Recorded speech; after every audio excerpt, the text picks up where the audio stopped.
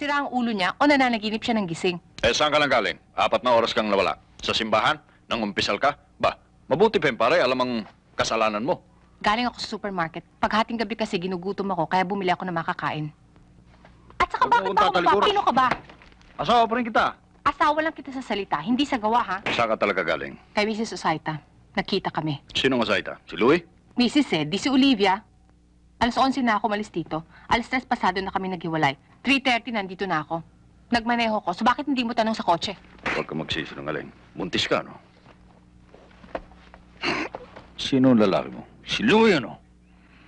Sige, bakit hindi mo ituloy? Hindi mo naman ako mahal eh. It's what I stand for. Pera lang ng papa ko ang gusto mo. Kahit sa kama, hindi mo kaya itago yan.